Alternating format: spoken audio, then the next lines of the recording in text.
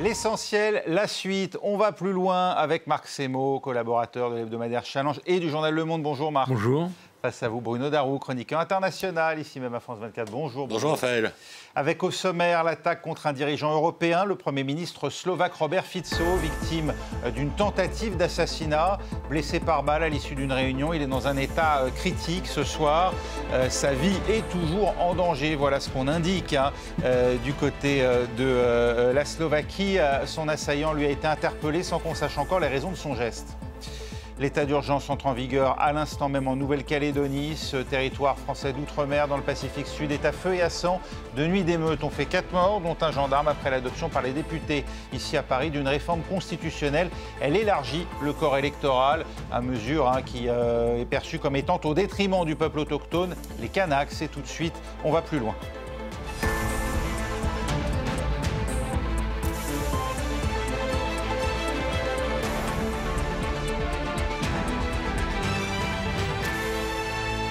De Washington à Moscou, en passant par l'ensemble des places européennes, tous condamnent l'attaque dont a été victime Robert Fico, le Premier ministre slovaque, entre la vie et la mort ce soir après avoir essuyé des tirs au sortir d'une réunion de cabinet dans le centre du pays où il est hospitalisé ce soir.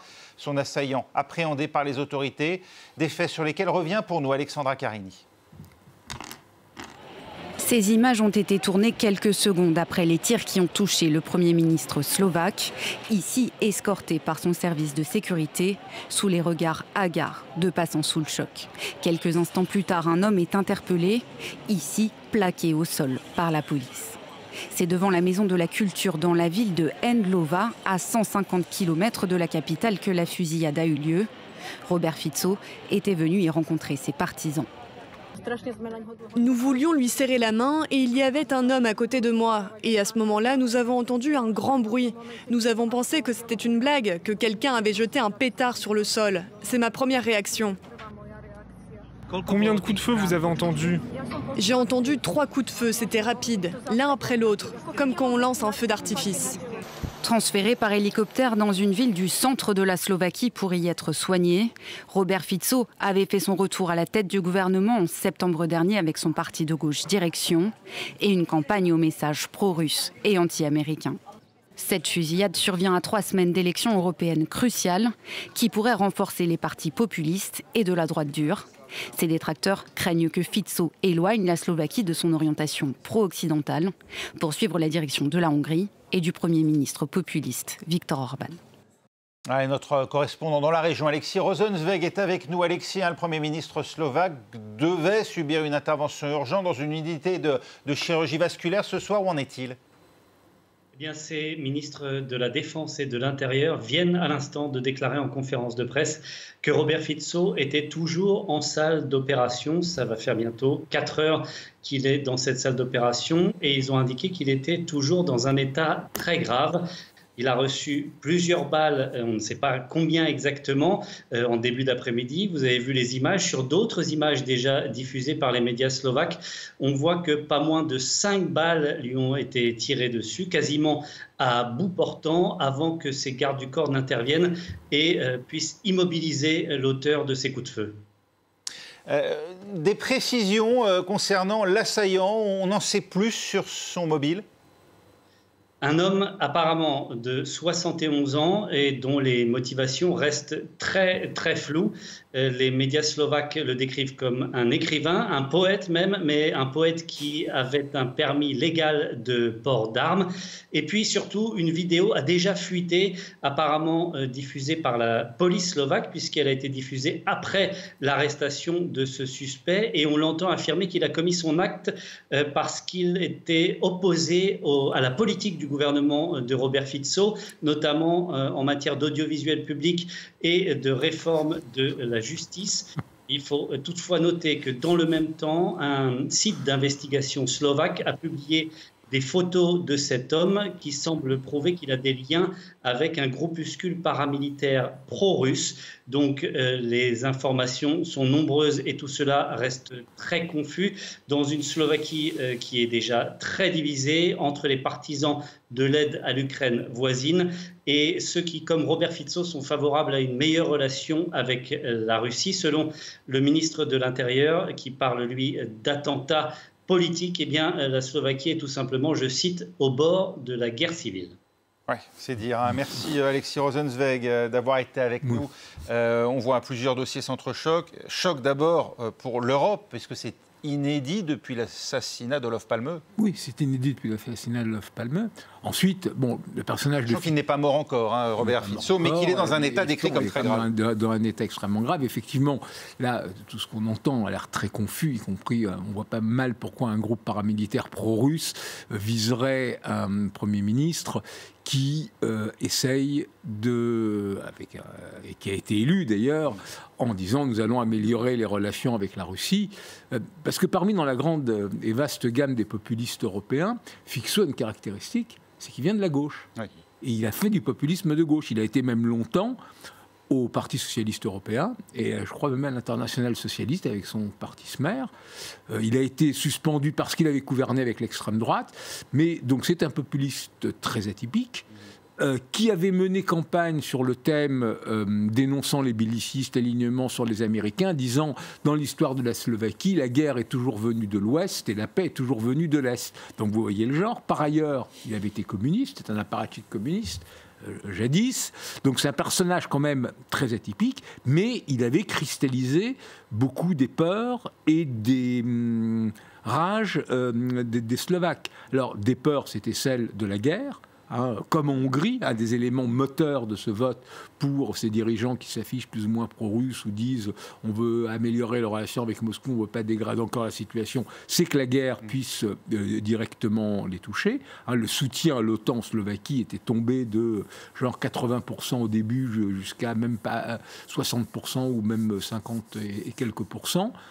Donc il a joué de ces peurs-là, et puis de la rage aussi, comme d'habitude, de tous les populismes sur l'économie et autres. Il avait déjà commencé à passer aux actes avec des réformes illibérales sur la justice, des réformes illibérales sur l'audiovisuel public, et voilà. Donc, mais pour le moment, on ne voit absolument pas ce qui a pu porter les motivations de cet attentat. Robert Fico, on le voit, a fait office de trublion sur le continent. On le voit quand même aux réactions des dirigeants européens. Ils font mettre de côté, effectivement, l'inimitié éventuellement qu'il peut leur inspirer pour faire part du choc à l'annonce de cette attaque. Oui, Ursula von der Leyen a réagi très vite, puis d'autres dirigeants, Olaf Scholz, Emmanuel Macron, bien sûr. Les relations sont notoirement mauvaises. Hein. Oui, les relations sont notoirement mauvaises, mais là, c'est un peu escalité qu'un Premier ministre d'un pays membre de l'Union européenne soit visé par un assassinat. C'est à l'inverse des valeurs. Voilà. C'est à l'inverse des valeurs défendues par tous ces dirigeants qui prônent quand même une société apaisée, démocratique, où on exprime ses différences sans sortir son arme. Donc ça, c'est pas vraiment surprenant. Ça n'enlève rien au fait qu'effectivement Robert Fico, qui effectue donc son troisième mandat en tant que Premier ministre, et un parcours effectivement très atypique, et effectivement était considéré le nouveau pays avec la Hongrie, un peu empêchant de tourner en rond sur les décisions de l'Union européenne et même le positionnement de l'Union européenne sur l'Ukraine. Il faut rappeler que la Slovaquie donc a un bout de frontière avec l'Ukraine, et Robert Fico, oui, comme un bon populiste, certes de gauche, mais un bon populiste, a joué en fait des peurs de la population sur ce qui pourrait arriver si on poussait le soutien à l'Ukraine trop loin de la part de la Russie. Il était également favorable au rapprochement avec la Russie. Il était également un bon populiste très anti-migrant. Il l'avait été lors d'un de ses précédents mandats, et il se rapprochait de Viktor Orban, le dirigeant hongrois. Ce qui semble écarter la piste pro-russe dont on entend tout. Moi, j'ai aussi entendu qu'il s'agissait d'un écrivain de 71 ans, mais qui avait l'habitude, sur son blog ou je ne sais quoi, de critiquer vertement la politique de M. Fico. Moi, j'ai pas entendu parler d'un groupe proche d'un groupe paramilitaire russe qui semble un peu bizarre, effectivement, ou pas du tout logique, en tout cas. Mais il y a un autre élément qu'il ne faut pas oublier à propos de la Slovaquie, c'est la pénétration toujours plus importante du crime organisé venant de l'extérieur, notamment de la mafia italienne. Et la dernière fois, Fico avait dû démissionner après les immenses manifestations de rue qui protestaient contre l'assassinat d'un journaliste d'investigation, Jan Kuciak, qui avait justement montré ces infiltrations, ces ramifications de la mafia italienne, je crois la Camorra, la mafia napolitaine, ou la Ndrangheta calabraise, je ne me souviens plus, dans le système slovaque. Donc c'est aussi un élément qui peut peut-être expliquer aussi une des pistes, peut-être un règlement de compte entre la mafia et... Le crime organisé, et pas forcément un acte de nature politique. N'aurait pas respecté les contrats. Voilà. Quand on ne respecte pas les contrats, voilà, on paye le prix cher. Mais là, visiblement, les autorités semblent opter pour un attentat politique. Attendons d'en savoir plus sur le parcours de l'homme qui a été arrêté. Après, ça semble bizarre, 71 ans, qu'on prenne son fusil pour aller descendre, il n'y a pas d'autre mot, un Premier ministre. La métropole, en France, déploie l'armée pour sécuriser ports et aéroports en Nouvelle-Calédonie, où l'application TikTok est interdite. Tiens, l'état d'urgence, en tout cas, vient d'entrer en vigueur. Et pour 12 jours, après une nouvelle nuit d'émeutes qui ont fait 4 morts, dont un gendarme, une contestation menée par les indépendantistes kanaks contre un projet de réforme constitutionnelle adopté hier par l'Assemblée nationale. Il élargit le corps électoral dans l'île. Vous voyez le reportage de Laurence Naon pour France Télévisions. Sur cette vidéo amateur, la situation est confuse. Un coup de feu retentit, puis au sol, un homme gît. Sur cette deuxième vidéo, une autre victime recouverte d'un bout de tissu bleu. La Nouvelle-Calédonie s'enfonce dans le chaos. De très nombreux blessés, comme ici, cet homme transporté à la hâte. Des émeutiers qui seraient touchés non pas par des balles de la police, mais par celles de Calédoniens qui tentent de protéger leurs maisons, leurs entreprises, et parfois s'organisent en milices. Le haut-commissaire de la Nouvelle-Calédonie évoque une situation insurrectionnelle. L'appel au calme, il faut qu'il soit entendu de tout le monde. Des deux côtés. On est rentré dans une spirale qui est dangereuse, une spirale qui est mortelle. Ces habitants de Nouméa sont à bout. Après 24 heures d'agression physique, de violence contre leurs biens, ils ont décidé de barricader leur quartier. On fait juste que protéger nos maisons de personnes qui mettent le feu partout, dans plein d'entreprises qui sont en train de ravager le pays. Donc on est obligé de se protéger. Pour l'instant, vous avez pu le voir, il n'y a pas de choses dangereuses. Des armes à feu? Non, il n'y a pas d'armes à feu là. De très nombreux Calédoniens vivent dans l'angoisse, terrés chez eux, redoutant une 3e nuit de violence de la part des émeutiers. Le quartier est incendié, pillé. Il y a eu plusieurs manifestants qui nous ont insultés. C'est très difficile de vivre depuis lundi. Comme tout Calédonien, on est bouleversé par tout ce qui se passe. On a peur pour notre vie. Les habitants prennent d'assaut les stations-service, les pharmacies et les commerces pour faire des stocks, redoutant des pénuries prochaines et la paralysie de l'île. Voilà, 500 agents envoyés en renfort des 1800 policiers et gendarmes déjà présents en Nouvelle-Calédonie. Gabriel Attal, d'ailleurs les annonces que je venais de faire, ce sont celles de Gabriel Attal. Il préside une cellule interministérielle de crise au ministère de l'Intérieur, tandis qu'Emmanuel Macron lui présidera demain une réunion de suivi, alors qu'il était censé inaugurer le PR. Le président qui parle de violence intolérable, l'exécutif a été pris de court. Marc Semo.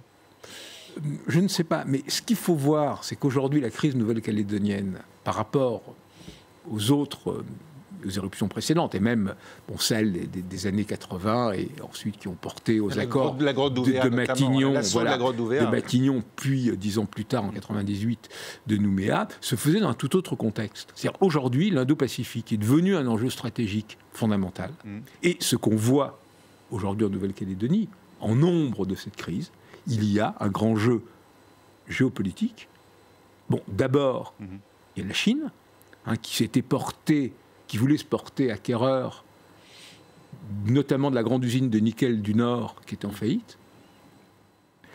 Et la Chine a étendu son influence ces dernières années dans toutes les îles autour. C'est-à-dire toutes ces îles mélanésiennes, îles Marshall, Papouasie, Salomon, Vanuatu, qui sont devenues indépendantes, sont rentrées dans la sphère chinoise. Et les Chinois ne cachent pas leurs ambitions sur la Nouvelle-Calédonie.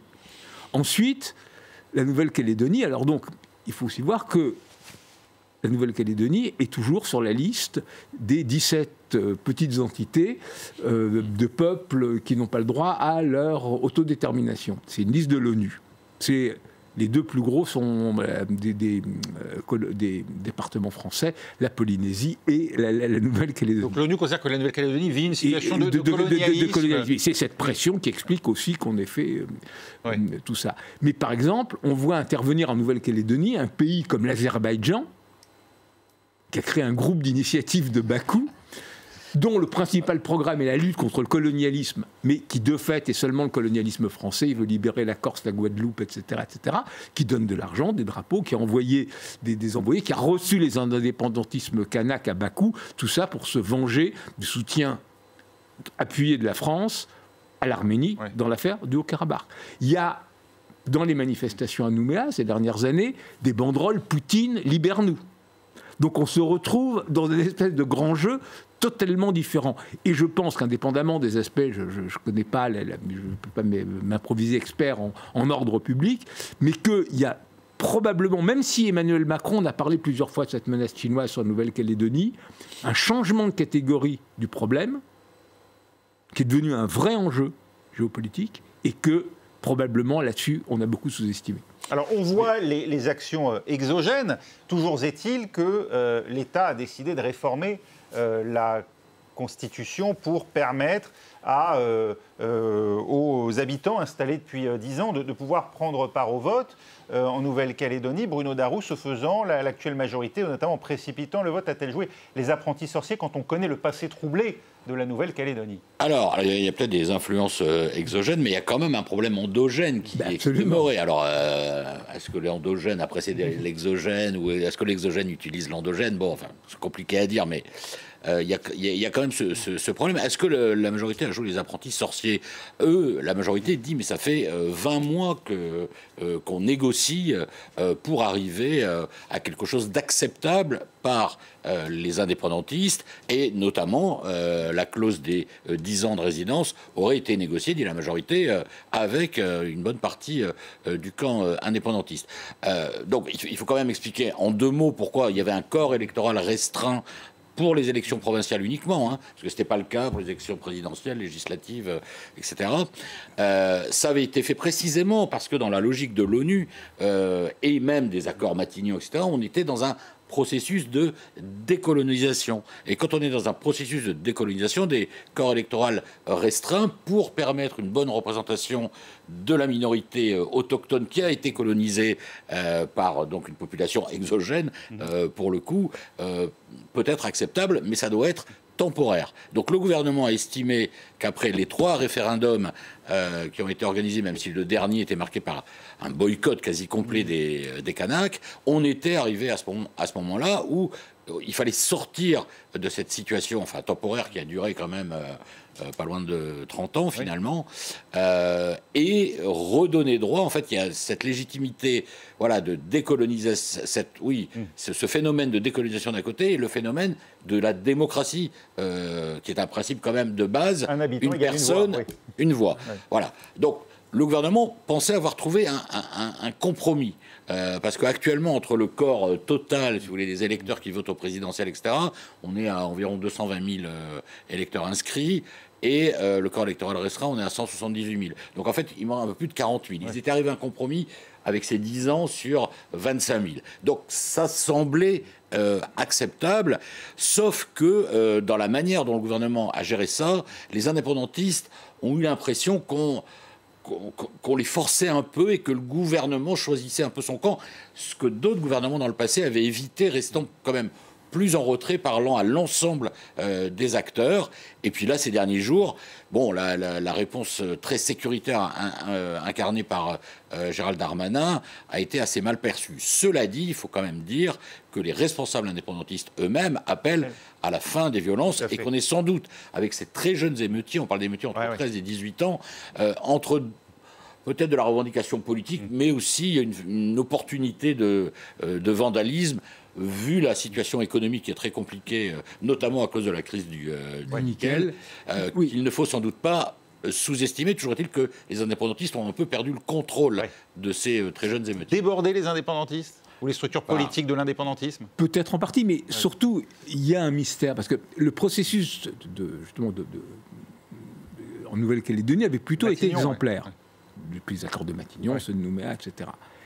Et la question était, donc, il fallait 3 référendums successifs, en fonction de quoi on considérait que le 3e était le dernier, choisir oui ou non pour l'indépendance. La question a été que le dernier référendum s'est fait au moment du Covid.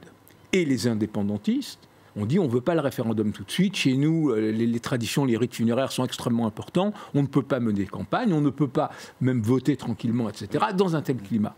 Et un mystère a été pourquoi Paris a voulu passer en force en organisant le référendum à ce moment-là, d'où la décision de boycott des indépendantistes, qui a quand même été suivie des faits, parce que le non est passé à l'indépendance par 96%. C'est-à-dire que globalement, personne n'a été voté contre. Oui, donc c'était pas crédible. C'est pas crédible. Et donc, à partir de là, ce processus qui jusque-là avait été presque exemplaire, s'est brusquement trouvé entaché. C'est là-dessus que les indépendantistes ont été saisir la Cour internationale de justice de La Haye, de nouveau sont allés à l'ONU pour dire non, il y a eu traficotage, ce n'est pas le processus qui était prévu. Oui. Donc il y a ça d'un côté.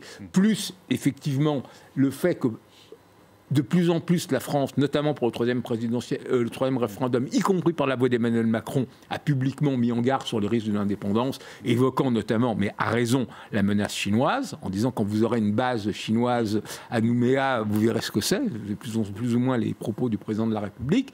Donc tout ça a quand même créé un climat nouveau qui explique pourquoi une partie des jeunes, même si les partis indépendantistes appellent aujourd'hui au calme, ont explosé dans la rue. Oui, parce qu'en fait, il faut bien revenir sur ces logiques quand même. En fait, comme on était, même si ça a pris beaucoup de temps, dans une logique de décolonisation, quand on est dans un processus de décolonisation, au bout d'un moment, on doit normalement arriver à une indépendance. Et l'aboutissement, oui. Voilà. Et donc, les indépendantistes soupçonnent le gouvernement quand même, particulièrement les gouvernements d'Emmanuel Macron depuis 2017, de ne pas vouloir, en fait, et y compris avec ce 3e référendum, de ne pas vouloir aller au bout du processus de décolonisation en disant, ben, voyez, le référendum montre que la majorité de la population n'est pas pour la décolonisation, sauf que le 3e référendum n'est pas vraiment validé d'un point de vue démocratique. Et face à cette logique de décolonisation que revendiquent encore évidemment les Kanaks, en face, il y a une logique de, maintenant, il faut respecter les institutions et les pratiques démocratiques de la métropole. Et en fait, c'est un peu ces deux logiques qui s'affrontent actuellement. Et alors Emmanuel Macron, là, a dit, maintenant le Sénat avait voté, là, l'Assemblée a voté, je ne vais pas convoquer le Congrès tout de suite.